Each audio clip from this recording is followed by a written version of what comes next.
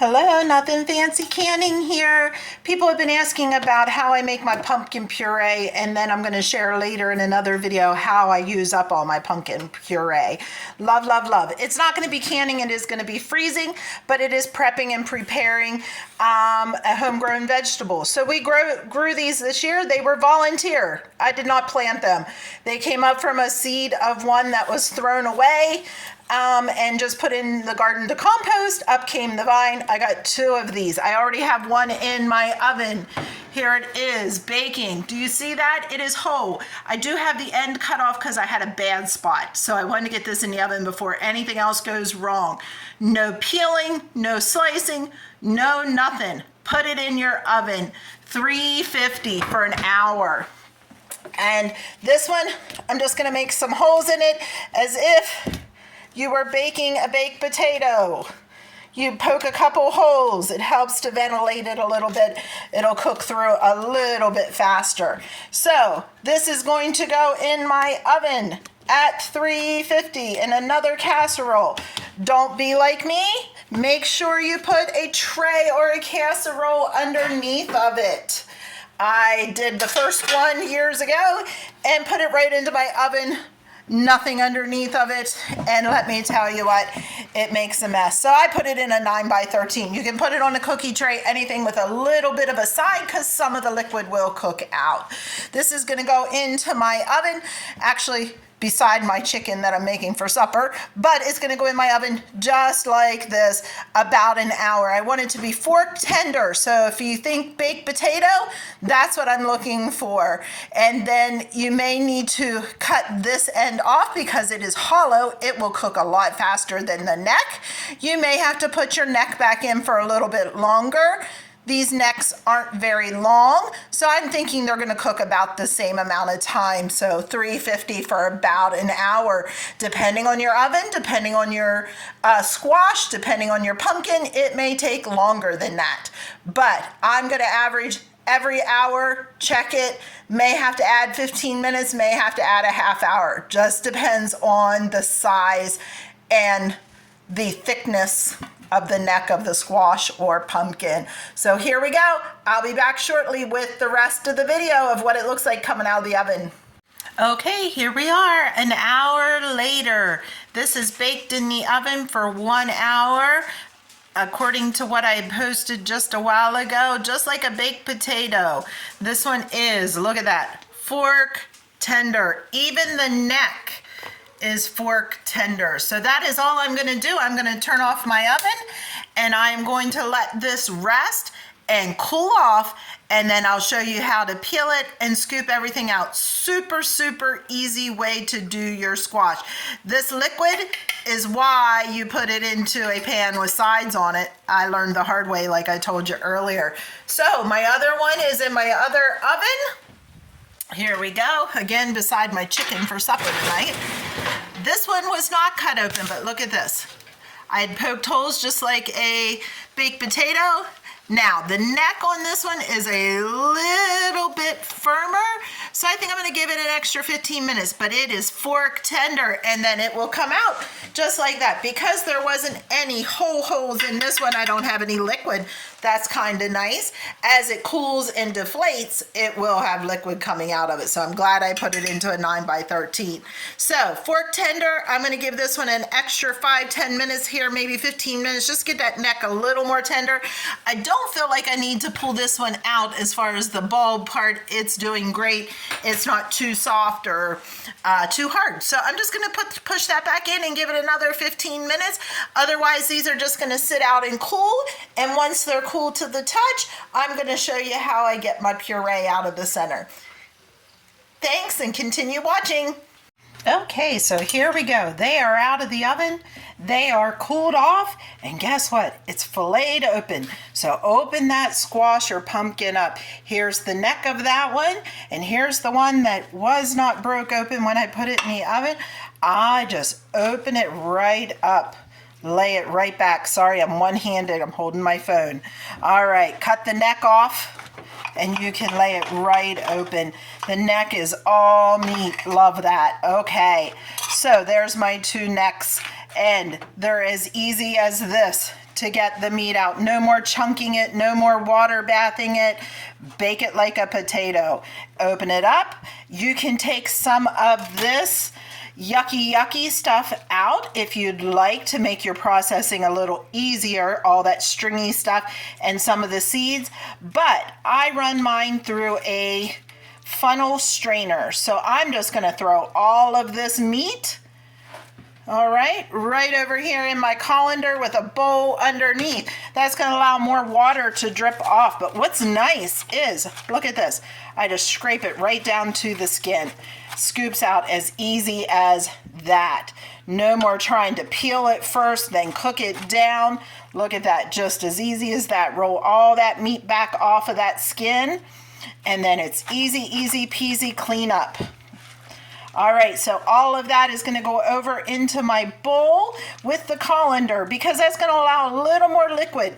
I don't like my pumpkin to be really runny, and people that freeze their own pumpkin, that's one of their complaints, is it gets so runny. If I make a pie, it's so wet. Well, use these methods, and I can guarantee you won't be feeling that way anymore. So I'll be back when I get my my cone sieve out and show you how I smash it through that. All right, and I'm going to do the same thing to this one. Open it up. If I can get some of the seeds out, I will. But if not, I'm not going to worry about it because it's going to go through that sieve, that strainer that's going to take all that out. And I'm going to scoop this all out just like a baked potato. Look at that. Nice and easy. Let it drain down through, gets off any extra liquids. And then we're going to put it through our strainer. I'll be back. Okay, I'm coming back to you. Nothing fancy here. This is the cone sieve, the cone separator. I don't know, I'm sure there's a perfect name for it, but it has a little smasher thing. So this is where I put the pumpkin that I've taken off of the skins, seeds and all, because again, it gets all separated out. And you just run this around and around and around, and it will squeeze this beautiful pumpkin puree or squash puree, whichever you'd like to call it, out of there, separated from all the strings and the seeds and stuff like that. What you're left with then is this dry, stringy pulp. Now, if you're frugal like me, I do run that through a second time because as it sits, more moisture and more pumpkin will loosen up out of that pulp. But you smash that till it's reduced over half down inside that cone. And then it'll be a dry, stringy pulp that's left. And I'll come back and I run that a second time through the strainer. But there we go. I'll give you an update right at the end of my beautiful pumpkin puree. And because I left it sit in this colander for so long, I got a whole nother bowl of liquid plus all this liquid that came out, which is almost an inch of a 9x13. So all that liquid is drained out of there before I actually process it. And that's what makes it a drier, thicker pumpkin puree. I will talk at the end about cooking it down some. It's something that I prefer. I think it gives a richer flavor too. I put it into a Dutch oven pot on top of my stove, and I cook some more water down and just kind of cook it down a little further, a little thicker, but that's a personal preference on the type of pumpkin you use. Some pumpkins don't need that at all. Some are more watery. So here we go. I'm going to keep on going and I'll come back and show you the final product. Okay, welcome back one last time. Here is this beautiful pumpkin puree, squash puree, whatever you might want to call it. I use it interchangeably with pumpkin, so I call it pumpkin. Look how nice and thick that is. All right, almost the same as you would take out of a can, but I can tell you it tastes so much better with no artificial gunk in it, no artificial coloring. Beautiful, beautiful pumpkin puree. Here's all I have left out of that big colander full of those two squashes. This was ran 2 times through that cone separator that you saw, that cone sieve. So there's my dirty dishes as you can see them, but I ran that puree through 2 times just to get that last little bit of pumpkin out. All right, and this is what I ended up with. I would say there's probably about 10 cups in there out of those 2 squash, maybe not quite 10 cups, but this is how I preserve it then. I take and I measure this out in 1 cup portions and put them into freezer bags or freezer boxes, the plastic freezer boxes that you can get in your canning stores. Why I do 1 cup? I do a 1 cup portion or a 2 cup portion because that is what these would call for if you were making a pie. 16 ounces, 2 cups, 8 ounces, 1 cup. So I use this pumpkin puree to make a cake bar. Take a dry cake mix, 1 cup of this pumpkin straight out of the freezer, thaw it out for a little bit, add it to your dry cake mix and bake it. It makes a wonderful cake or bar.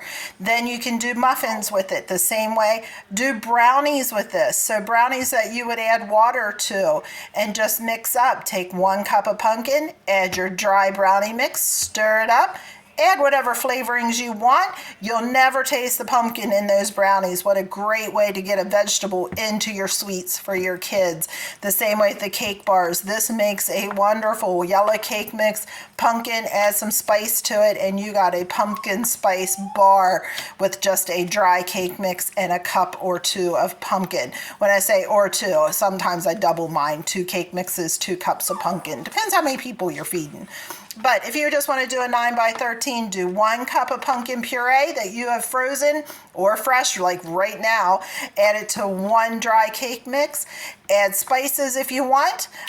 If you're doing chocolate or a flavor, you have to add nothing. Just add the pumpkin. The flavoring's already in the cake mix. But this makes a great way to sneak a vegetable, a healthy item into your desserts. Again, use it interchangeably just as if you would plain pumpkin from the store.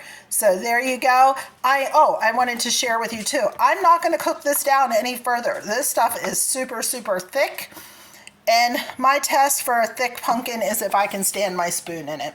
So there you go.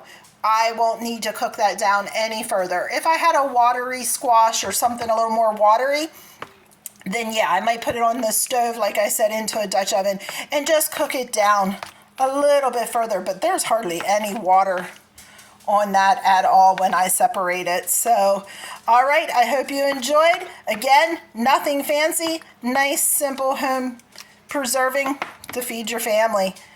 Thanks for watching.